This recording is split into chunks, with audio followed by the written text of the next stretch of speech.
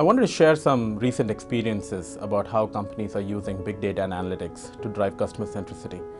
Customer centricity has not been a new notion. It's been around for decades, but the demand for customer centricity has never been higher.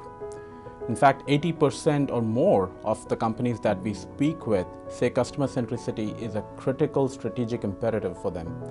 But only a handful have really made progress beyond just the basic levels of bringing the customer data together. And there are multiple strategic and operational reasons for why that is. The big question that our clients told us is they don't have a clear understanding of what customer centricity really means for their business, what is the level of customer centricity they want to accomplish, and how to precisely accomplish or get to that level that they have defined.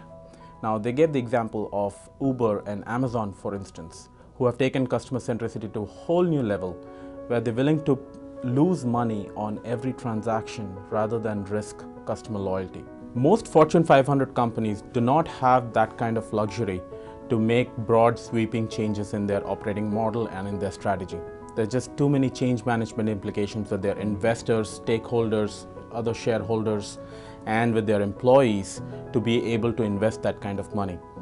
And any kind of cost management and transformative changes in their operating model involves a significant investment that spans multiple years. This is where big data and analytics can really help. A key part of customer centricity is personalizing the frontline conversations with your customer, which, in other words, when a customer is walking into your store, into your branch, calling into your call center, or visiting your website, figuring out what is the precise conversation you're going to have with them, which is both relevant as well as value generating for your customer as well as for yourself. Best practice companies who have advanced in this direction have taken a very structured approach to getting there.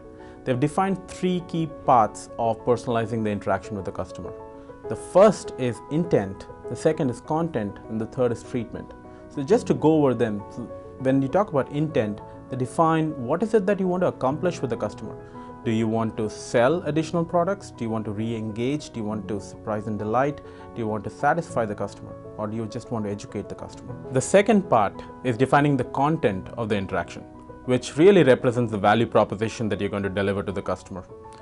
It's a combination of the product features, it's a combination of the price, promotions, or just simply having a rep spending more time with the customer in store. The third part is treatment, which is really about tailoring the nature of the conversation and understanding what is the profitability of the customer.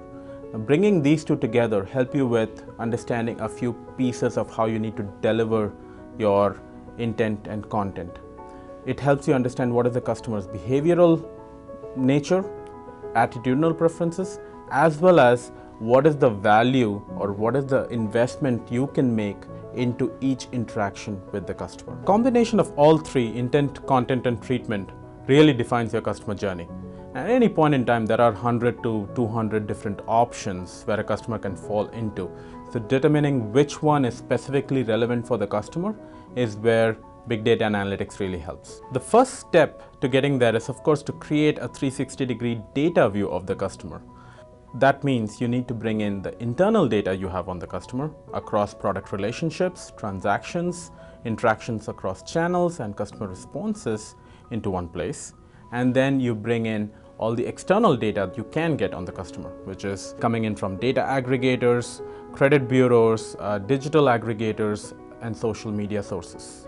Now, once you have a 360-degree data view of the customer, the next step is to get to the insights that matter to you. And those include what is the customer value and what are her preferences. Now, best practice firms are increasingly using machine learning algorithms to get to these insights and not traditional analytics. And there's a reason for that, because these insights are constantly changing and you want to keep learning from the most recent transaction, interactions, and the voice of the customer. In a sense, you have therefore moved from having a data capability on the customer to having an insights capability on the customer. Companies who do this well say the big benefit beyond using these insights to personalize these experiences is to do it consistently. Product, channel, and marketing groups who today own different pieces of the customer experience are able to tap into the same view of the customer on need, preference, and value to provide a consistent experience at every touch point.